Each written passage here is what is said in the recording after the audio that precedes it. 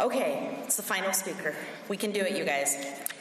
I am so thrilled to invite up to the podium Stephanie Coontz. Stephanie is the Director of Research and Public Education with the Council of Contemporary Families and Emeritus Faculty of History and Family Studies at the Evergreen State College.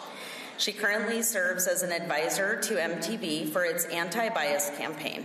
Stephanie is the author of 5 books on gender, family, and history, including Marriage, A History, How Love Conquered Marriage, which was cited in the U.S. Supreme Court decision on marriage equality. She has edited and contributed chapters to more than 25 other books, and her writings have been translated into a dozen languages. Please welcome Stephanie Coontz to the podium.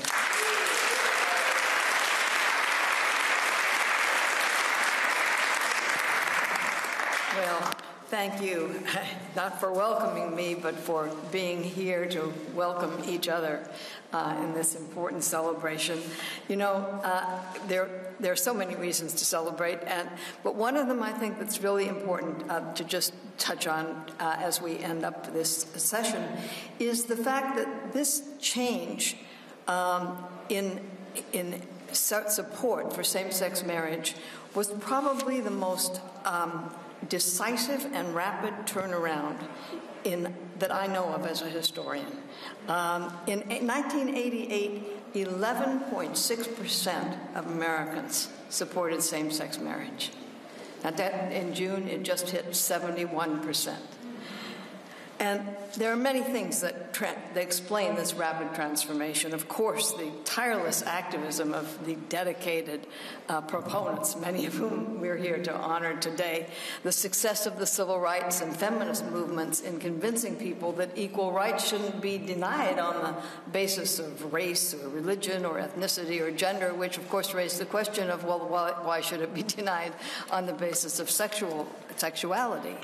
I think another factor, of course, was a little bit of indignation at a family values movement that condemned everyone else in America for having kids or having sex outside of marriage, but wouldn't let one section of the population move into the marriage that they said was the only moral way to live your life. And then, of course, there were the dedicated researchers who spent so much time, I know a lot of them in the Council on Contemporary Families, refuting all the junk studies that purported to show the evils of same-sex marriage and especially of same-sex parenting. But there had to be something more than all of this, and I think Speaker Jenkins got at it, because we've all seen so often for the last few years that people will eagerly accept lies about groups or individuals when they can't see the commonalities in the dreams that we share and face, or the problems that we face in the here and now.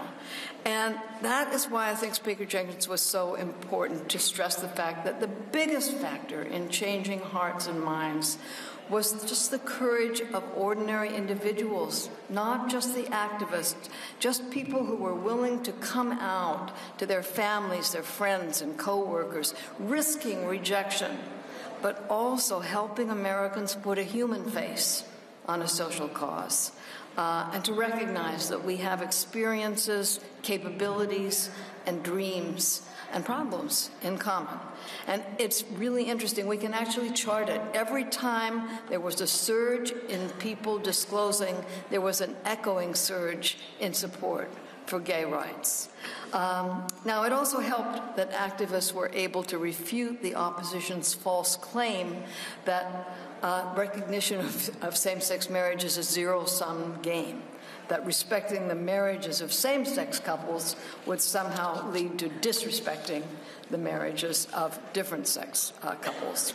And one of the things that I think we all owe a great gratitude to the movement for same-sex marriage is that many advocates for racial and gender equality and economic equality have begun to take a page from that book to understand how important it is to combat zero-sum arguments, the zero-sum arguments that are so often used against social reform movements, so that we can go out and explain, for example, that wherever black workers were denied entry into unions, wherever black workers won entry into unions, white workers also gained job security and wages. And wherever white workers kept black workers out of unions, not only black workers suffered, but in the long run, the white workers also paid a tremendous price that we've seen in down south.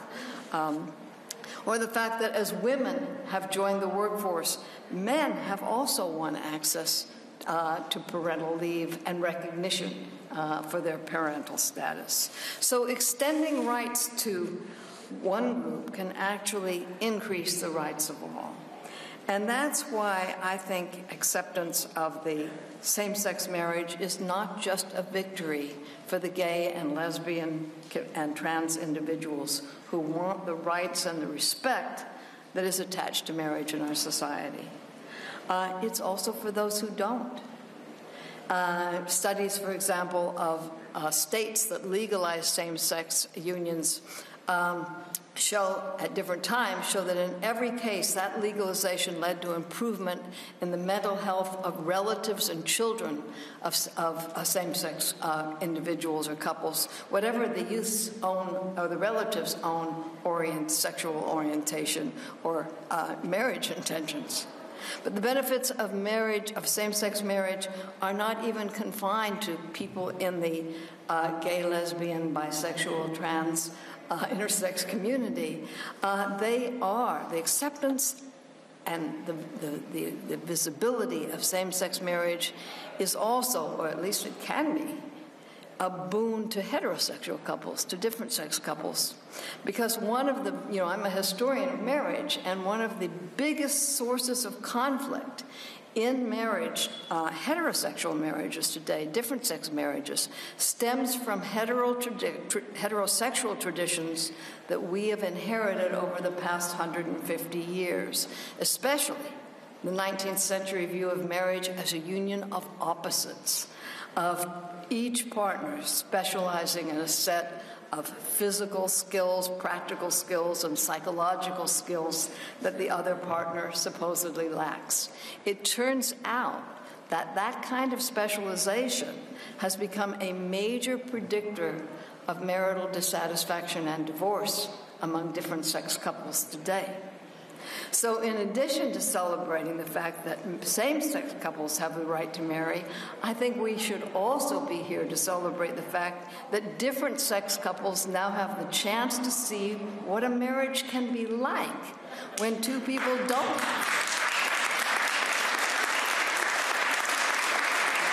When they don't have to come to that marriage with the assumption of what each partner can do or can't do, and how they must or must not organize their parenting tasks, their housework, their emotional support systems, even their arguments.